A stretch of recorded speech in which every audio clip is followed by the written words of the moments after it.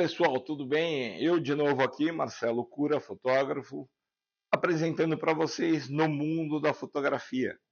E essa semana nós vamos falar sobre still life, fotos de produto, tá? Still engloba tudo que é produto que seja parado, tá? Objeto morto. Então, o que acontece? Nós vamos falar sobre comida, de still, produtos, qualquer coisa que seja um objeto parado, um carro, tudo isso, ok? Então, assim, para começar, nós vamos falar um pouco sobre uma história que eu vivi, na verdade, que eu fotografava numa revista chamada Revista Info, e na verdade era a revista Info Exame. E lá nós fazíamos só estilo, praticamente, porque tinha equipamentos de tecnologia toda hora para a gente fotografar. Eu fiquei, na verdade, 10 anos fotografando para essa revista. Então montamos um estúdio lá dentro da redação mesmo, e a gente tinha um equipamento e uma mesa lá que a gente fotografava estilo, tá? Para recorte e aplicar nas revistas. Então eu fiquei 10 anos fazendo estilo só para a revista, fora que eu já fiz para publicidade. Antigamente a gente fazia em cromo, tá? Na Info já pegou um pouco de digital, mas ainda era em cromo no começo dela. E cromo é o seguinte, é a foto que não pode ter erro, tá? Então a gente acerta toda a fotometria, toda a iluminação, tudo na verdade que a gente pode criar dentro do estilo para sair com a foto pronta. Tá? Eu já falei várias vezes que o verdadeiro fotógrafo, na verdade, é aquele que finaliza a foto na hora da foto, tá? Não deixa para fazer retoque nem nada no Photoshop, ok? Então eu dou um conselho para as pessoas seguinte: finalizem a foto, seja um fotógrafo, tá? Não seja um capturador de imagem para depois acontecer de tratar a imagem ou melhorar a imagem, tá? Então lá na Info a gente fazia essas fotos, tinha muita tecnologia agora no final, tinha muito Photoshop, tinha muito recorte, tá?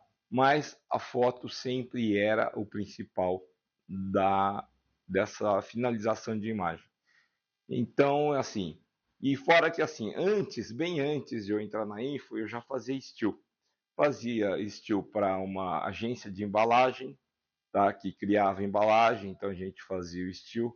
Então era uma época muito boa, porque além de tudo a gente usava formato 4x5, que é 4 por 5 polegadas. Então é uma chapa mais ou menos desse tamanho que a gente fazia uma a uma, era por chapa, tá? Era um cromão, na verdade, tá?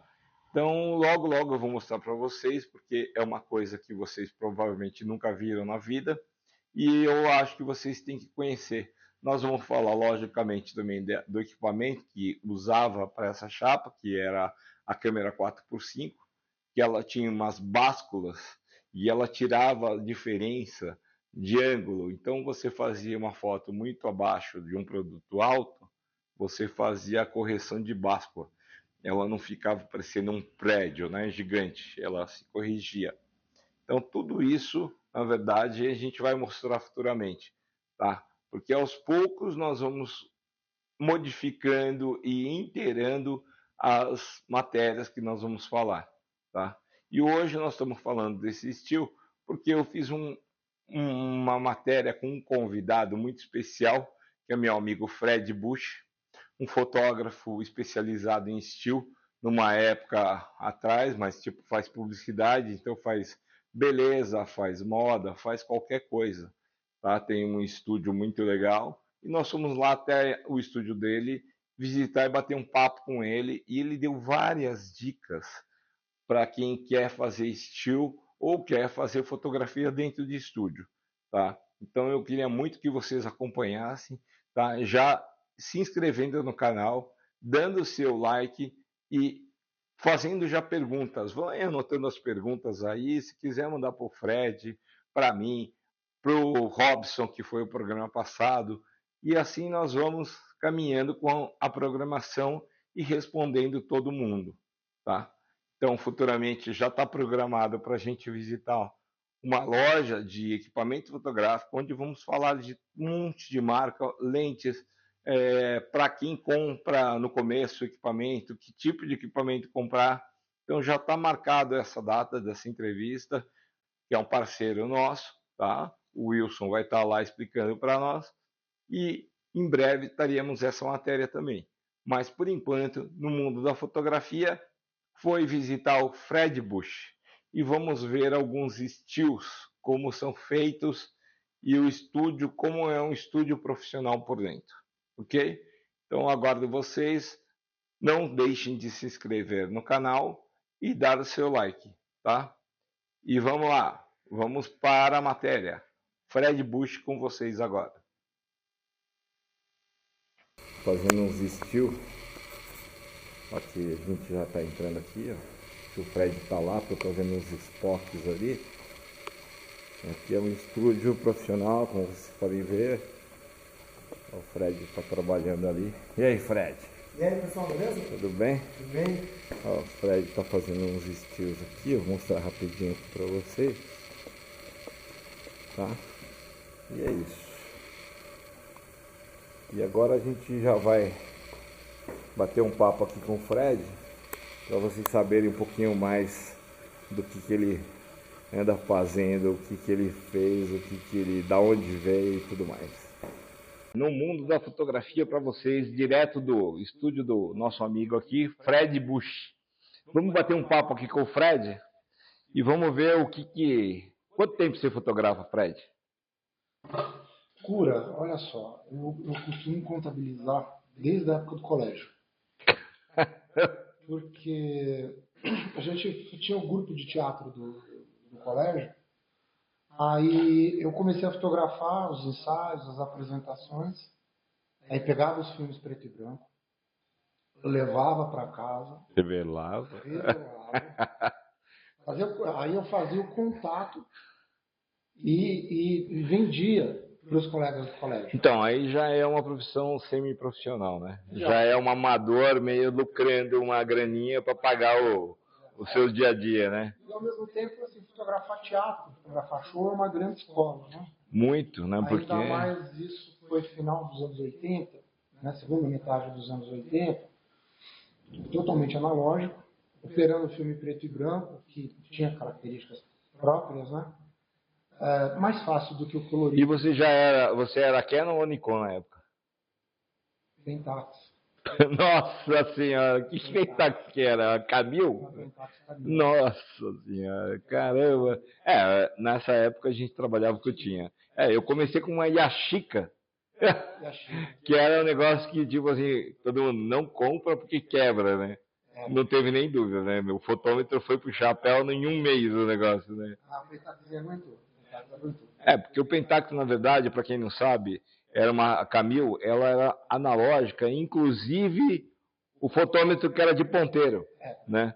E hoje vocês não devem nem saber o que é isso, na verdade, né? Não você tinha que interpretar. Ele ficava um pouquinho mais para cima, um pouquinho mais para baixo, às vezes no centro, e você tinha que então, e aí quem usou a FM2, que fui eu no caso, quando eu comecei a comprar Nikon, já era moderno, né? Já. Porque já era luzinha, né? Entendeu? Então já tinha luzinha, tinha motor, tinha o que você queria, né?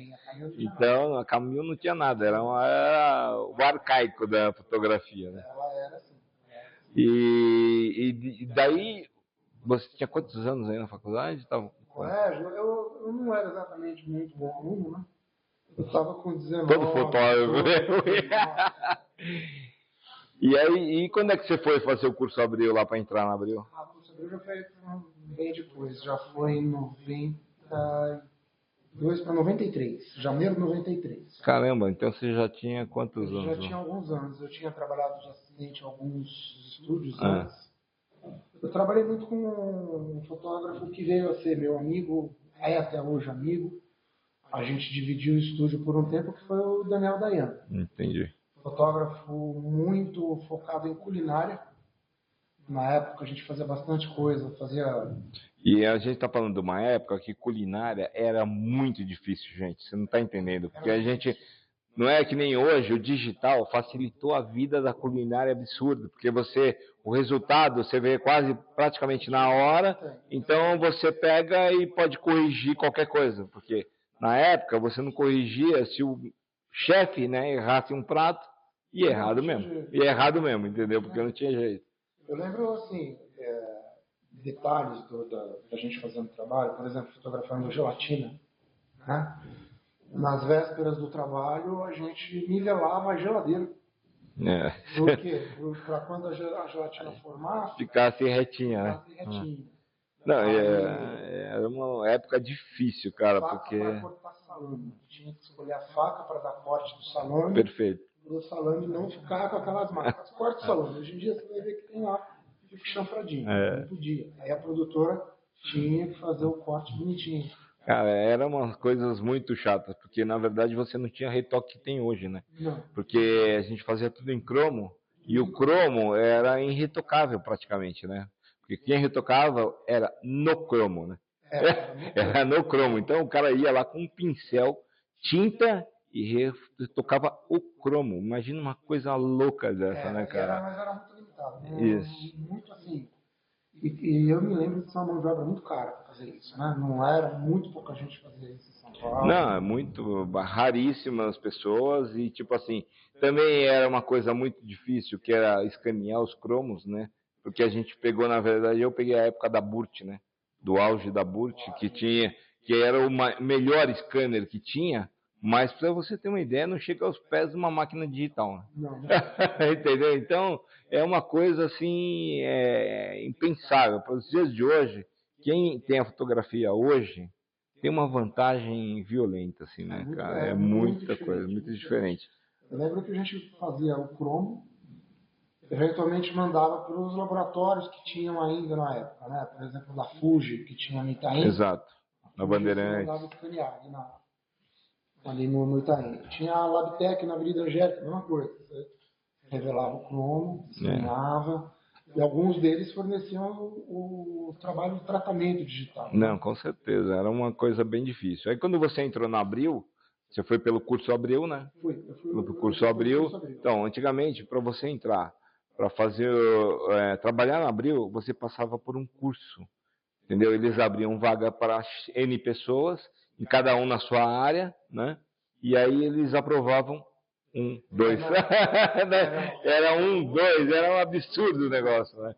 Então, para você ter uma ideia, o Fred é um cara que veio, super difícil isso daí que ele fez, porque foi um caminho longo, né, Fred?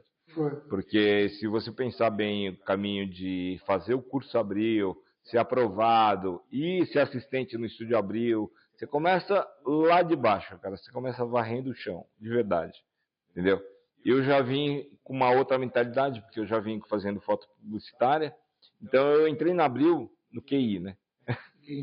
Quem indica, mas o meu portfólio foi bom, porque eu fiz um portfólio muito específico para dentro da editora Abril, e aí eu fui contratado não, fui freela, né? 25 anos na Abril, mas porque eu resolvi as coisas muito rápido. E quem vem da publicidade tem que se virar nos 30, né? É uma coisa muito diferente. Quem estava acostumado, que nem o Fred passou por isso aí que da Abril. Então, tipo assim, quando você precisava fazer uma foto na Abril, eles gastavam muito, era muito filme, né? Era muito tudo que o fotógrafo podia, né? É que assim, a estrutura do estúdio da Abril, no total, se eu salvo engano, era por volta de 4.000 metros, 3.000 metros, todos os estúdios, área de acervo, área de equipamento. E era um lugar que se trabalhava muito. Nossa, nem me fala. A gente trabalhava fácil, 12, 13, 14 horas por dia. Não, e eu lembro do estúdio do Jumbo, né, da Abril, lembra? O Jumbo, a gente dividia o estúdio em 4, e era enorme para cada um 4 ainda, entendeu? 300 metros quadrados. Era muito grande, e eu lembro que quando eu tinha foto de carro lá, eles dividiam em 2 só, né, no máximo. Às vezes, depende do trabalho, exato. Porque eles tinham prioridade, né? 4 rodas sempre teve prioridade, porque era muito, muito elite, né? Na verdade, a revista. Era uma revista bem conceituada. Ali porque era assim, a revista ela é conceituada pela venda. Quanto mais vende, mais ela tem de privilégio, né? na verdade. Entre aspas, era assim, sabe? Então, tipo... Provavelmente era isso. A Veja, que era... Que é o que mais vendia, né? Então, também chegava lá. Mas a Veja quase não fazia coisas Não, era mirabolantes, né, capa. na Era mais verdade. capa. Não. O estúdio que dava trabalho, e era muito legal de fazer 4 horas, porque fotografar um carro no estúdio é uma experiência muito interessante. Muito legal, muito legal. Eu tive amigos meus que o Juan, ele fazia foto direto para Ford e eu entrava no estúdio dele, ele sempre estava de carro lá, né? Com carro, caminhonete e tal, não sei o quê. E é muito legal. Porque assim, todo mundo acha, ele vai lá e faz uma foto do painel do carro. Cara, você não está entendendo. O carro vem a metade do carro com o painel para fora quando é da fábrica. Então o cara, ele monta a foto do painel, é um negócio aberto e o painel é aberto, só que fica perfeito o negócio. Né? Não é que nem a gente tinha que fazer foto de um carro para revista, que você tem que fazer dentro do carro o painel, né? Mas lá no estúdio a gente fazia dentro do carro, então. Claro que tinha a limitação, você não tinha o carro portátil, Sim. você posicionar a câmera, tudo, não. A gente tinha que colocar lá. Mas era uma experiência bem interessante. Eu entrei pelo estúdio, eu pedi para fazer o curso Abreu dentro da Quatro Rodas. Eu acabei dando sorte. Na época, o Pedro Rubens, que era o gerente técnico do Estúdio Abreu. Do Estúdio Abreu. E quem que estava nessa época da Quatro Rodas? Já era o Marcos Debari, não? O Debari ainda era freelancer, mas já era um freela fixo. O funcionário, o fotógrafo que tinha lá era o Cláudio Laranjeira ainda. O Laranjeira. O Debari estava entrando já, ele ia ficar no lugar do Cláudio. E o Debari me ajudou, porque quando eu passei por esse tempo dentro da Quatro Rodas, foi feito um processo de avaliação pós a minha passagem, e o Debari deu ok para a minha contratação. Isso eu fiquei sabendo, cara, 15, 20 anos depois que eu soube que ele deu essa dica. Foi ele e o Pedro. O Pedro Rubens. O Pedro foi entregar a foto. Era uma capa da Quatro Rodas que eu tinha visto ele fazendo, uma parte do processo. Era o Ômega. Era o lançamento do Ômega. O Ômega tinha sido eleito... O Ômega. Né? Imagina quanto tempo faz isso, gente. Nem tem mais o Ômega. Então, você vê... Assim, para quem não conhece, o Marcos Debari era um fotógrafo da Quatro Rodas, foi um fotógrafo da Quatro Rodas, ele já faleceu por uma questão de uma fatalidade absurda, entendeu? Que eu vou contar nesse programa, porque eu tenho, assim, fotos do Debari que ele me mandou 2 dias antes de ele falecer. Porque a gente estava combinando uma exposição entre fotógrafos. Eu estava sendo curador de uma galeria e eu estava pedindo material do pessoal. E o Debari era um deles. Ele me mandou 10 fotos inéditas do que ele ia expor nesse negócio. Lógico que era negócio de carro. Mas as fotos. Eu ainda vou fazer um programa falando do Marcos Debari e mostrando essas fotos para vocês. Vocês vão ficar malucos, porque é umas fotos que ninguém viu. Está dentro do meu acervo ainda. Né? Ele está guardado lá. A editora Abril, ela renderia muitas histórias. Nem fala, né? Quantos fotógrafos passaram na editora Abril, entendeu? Então, assim, a editora Abril, na verdade, foi um marco importante pra caramba na fotografia, né? Porque ela deu emprego, chance para todo mundo, né? E sendo que ela chegou a ter mais de 70 títulos, né? A editora Abril. Eu não tenho essa mas por alto, mais ou menos uns 70 títulos. Imagina, 70 revistas, uma editora. Quantos profissionais iam ter que ter, né? Era bastante. Era muita gente. Então, tipo assim, para quem passou por lá, é um privilégio, foi um privilégio, porque a gente aprendeu demais lá, né? Aprendi demais. Porque a experiência que a gente trocava entre fotógrafos é uma coisa que não tem preço, é uma coisa que você não acha mais hoje. Ainda mais hoje no mundo digital, né? Hoje a gente estava trabalhando muito isolado, né? A maioria dos fotógrafos. Não, você vê, a gente se fala porque a gente se conhece da Abril. E a gente tem essa acessibilidade. Mas quantos fotógrafos que você conheceu lá que você nunca mais viu? Né? Tem bastante gente que a gente perdeu o contato. Entendeu? Então, quer dizer, você vê, é uma coisa que hoje o mercado não dá essa facilidade. Então, para vocês que estão começando a fotografia, já estão ganhando dinheiro na fotografia e tudo mais, a dificuldade que vocês têm de experiências fotográficas com outros fotógrafos é enorme, entendeu? Então, assim, a gente tinha um problema, que era a gente fotografar em cromo, não saber os resultados, mas a gente tinha a experiência de fazer a foto, mas a troca de experiência que a gente ganhou, essa é a balança que eu falo do mundo de hoje, né? Na época, assim, a gente, no estúdio da Abril, assim, salvo engano meu, facilmente você encontrava num dia de movimento lá, 15 fotógrafos trabalhando juntos. Entre os funcionários do estúdio, freelance, mais esse número semelhante a isso de assistentes. Sim. Com diversos níveis de experiência. Não, e assim, eu fiquei assustado. A primeira vez que eu trabalhei no Estúdio Abril, eu fiquei assustado. Eu fui na almoxarifado lá, né? E você chegava no almoxarifado, numa janelinha ali, e você falava assim, eu preciso de tal equipamento. Meu, o cara botava na sua frente e falava, só isso? Não falava, meu, que mais, entendeu? Na verdade, assim, eu vou contar um segredo ainda depois para vocês, mas tipo, eu já vou dar um briefing. O André Esquiriló, quando fazia aquele fundo branco, quantos geradores ele colocava atrás dele? Cara, eu fiquei assustado a primeira vez que ele... 8 geradores, gente. 4 para a luz da frente, 4 para a luz do fundo. Então, mas 4 para a luz do fundo, sendo o seguinte, cada gerador são 3 tochas.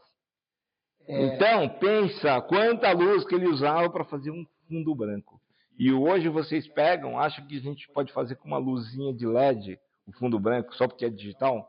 Não, a fotografia não mudou, já avisei isso, já falei no programa passado. A fotografia não mudou, só mudou a forma de capturar essas imagens. Então, eu acho que assim, quando você vai virar um fotógrafo profissional, você tem que ter o acessório, você tem que ter as ferramentas para poder fazer uma boa foto e não precisar muito de sistema, né? A gente procura, até hoje em dia, a gente que veio dessa formação mais analógica, né, vamos dizer assim, a gente procura finalizar lá na foto, né? Foto. Exato, né? Porém, porque é a nossa assim, formação. Eu te confesso que hoje, se eu tivesse que voltar para o filme, eu teria que reaprender algumas coisas, porque não só você, todo mundo. Mudou. A gente pensava em filme, então você tinha na cabeça, você tinha a imagem final, a gente tinha na cabeça, e você tinha todo o processo, começo, meio e fim, para você chegar nesse resultado. Às vezes você tinha que adaptar, mudar um pouquinho o caminho e tal. O digital também, é a mesma coisa. Você quer fazer isso, você precisa, vamos usar um exemplo de fotografia de produto, um frasco de perfume, que é o que eu tenho ali no montado, tem que trazer a transparência. Então, mesma coisa. A foto é o mais importante, né? Então, se você pensar bem assim, tem muitos fotógrafos, tá? Nem te falo nomes e tudo mais, mas o cara, ele só captura a imagem. E depois ele joga no sistema e quer tratar a imagem. Errado, tá? O bom fotógrafo, o profissional, que a gente fala que é profissional, é para resolver a foto na hora, tá? Porque se você tentar resolver em sistema, muitas coisas dão errado. E fora que é o seguinte, né? Vira um fake só, né? Vira um negócio, um desenho, vira um 3D, já. O que às vezes a gente faz, de novo usando o exemplo do perfume, você faz uma luz para a tampa. Você faz uma luz para trazer o rótulo. Você faz uma luz para fazer a transparência. Então, e é uma coisa que hoje, você fazer uma luz para cada ponto, é muito mais difícil hoje, porque na verdade antigamente, a gente que trabalhou em 4x5 e fazia dupla exposição, tripla exposição, né? Então a gente fazia o quê? É que vocês nunca viram, mas um dia eu vou mostrar para vocês. Você pega um produto e faz a luz da tampa, que nem ele falou, da tampa, do corpo e tal, mas a gente fotografa tudo separado. Tudo separado. Entendeu? E aí eu falo, mas como separado, né? Se é um frasco só. É que na verdade a gente só ilumina aquele ponto e depois a gente vai criando o resto do corpo do perfume. Então, para quem não entende isso, para quem é fotógrafo dos dias de hoje, não imagina o quanto trabalhoso era isso, né? Nossa, porque você tem que cortar, de novo o exemplo do perfume, pegar o frasco desse tamanho. Precisa trazer a transparência. Aí você tinha que posicionar um espelho por trás para fazer o desenho. Fazer o reflexo, dar o retorno, né? Só que aí o espelho ele não podia aparecer. Claro que conforme foram surgindo os scanners, você manda a foto, você Ia tratar, começou né? a fazer Exato. alguma coisa de Não, mas se raio-x, ainda né? fosse bem na época mesmo da Do fotografia, do analógico fino da mesmo, fotografia mesmo, você tinha que ter não essa tinha, experiência no vídeo. era exatamente. Então, assim, quando eu falo, eu já falei algumas vezes, mas eu vou também aprofundar isso no programa futuramente, que é fotografar em 4x5. Porque Sim. 4x5, ninguém imagina por que serve aquele fole, para que serve as lentes, para que serve tudo, na verdade. E sendo o seguinte, o 4x5 ele tem uma curva de vantagens que é a seguinte: você vai lá e você faz o cálculo de qual abertura que você quer. Então, você quer uma profundidade boa, você vai lá e põe em 32, tá? Você quer pouca profundidade, você põe lá super aberto. E você fotografa, mas aí todo mundo me pergunta, mas como é que você arruma a luz para fotografar em 32 de diafragma? Dá Quer vários dizer, disparos. é isso. Dá vários disparos. Como é que você faz para dar vários disparos? Gente, é uma coisa assim, na época, a gente já tinha assistentes, já tinha estagiários que chegavam lá e falavam, meu Deus do céu, que coisa de maluco, né? É coisa maluca. É coisa de maluco. Então imagina hoje que vocês nunca viram uma 4x5, nunca viram os flashes dando de vez em quando 200 disparos Ó, para fazer uma foto, você né? falou 32, mas eu lembro de lentes, uma lente 64, né? para chegar a 64. 64 tinha. 64, assim, Quando eram os estilos que tinha profundidade um pouquinho maior, né? cidade de campo, por exemplo, É. uma macro. Eu lembro, eu fui assistente no Estúdio Abril de uma figura humana sensacional que foi o Dercílio Vanzelli. Lembro do Dercy. Dercílio, assim, nos anos 80, era um dos papas da fotografia de carro e um dos papas da fotografia de cerveja. Tinha todo um processo artesanal para a execução disso. E eu lembro de fotos que o Dercílio fazia de cerveja que demorava uma semana, 10 dias para fazer uma foto. Não, eu lembro. Você lembra dos paint lights? Lembro. Cara, existiam uns equipamentos. Gente, pensa bem. Você tem um revólver que sai uma luz aqui, ó. Aí você tem vários acessórios na ponta que faz aberto, mais fechado e tal. E você vai lá e pinta a fotografia na luz. Você pinta o objeto.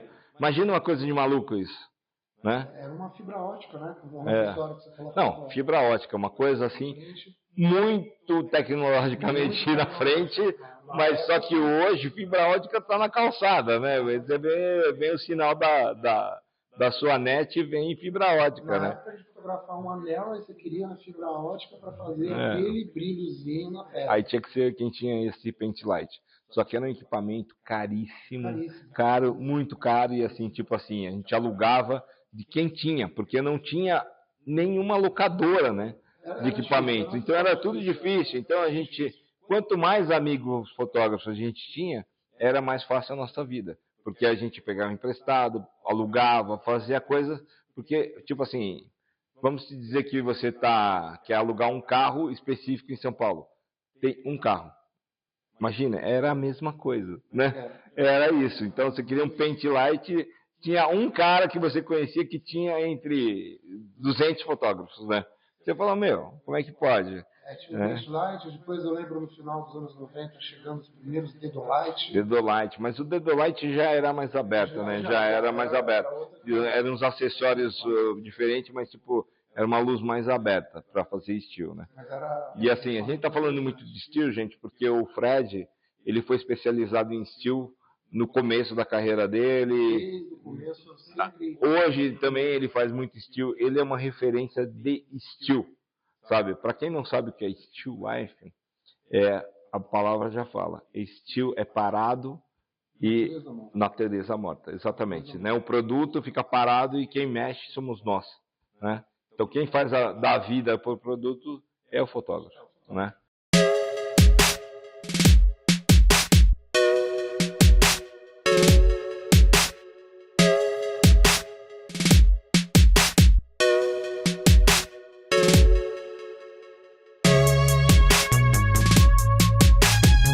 Fala pessoal, voltei aqui. Vocês gostaram da matéria do Fred? Do que ele falou? Ele fala coisas muito importantes para a fotografia, Então, tanto que é o seguinte, o programa do Fred ficou muito longo a entrevista e nós vamos dividir em duas parcelas. Então, temos a parte 1 e parte 2 da entrevista com o Fred, ok? Então, nós vamos colocar no meio da semana a entrevista do Fred. Nós não vamos passar para a próxima semana. Então, tipo, vamos colocar agora, no começo da semana, e no final da semana vamos colocar a segunda parte do Fred, tá? Para vocês ficarem ligadíssimos no que ele fala, porque é muito interessante. É um cara muito técnico que vocês deviam ouvir e guardar as técnicas e os conselhos que ele deu durante a matéria, ok? Então, obrigado. Assinem o canal, deem o seu like, façam suas perguntas e vamos junto no mundo da fotografia comigo, Marcelo Cura, apresentando o que vier pela frente, ok? Então, até o próximo programa e vamos continuar com o Fred Bush no próximo programa. Esta semana ainda, ok? Um abraço para todos e até o próximo.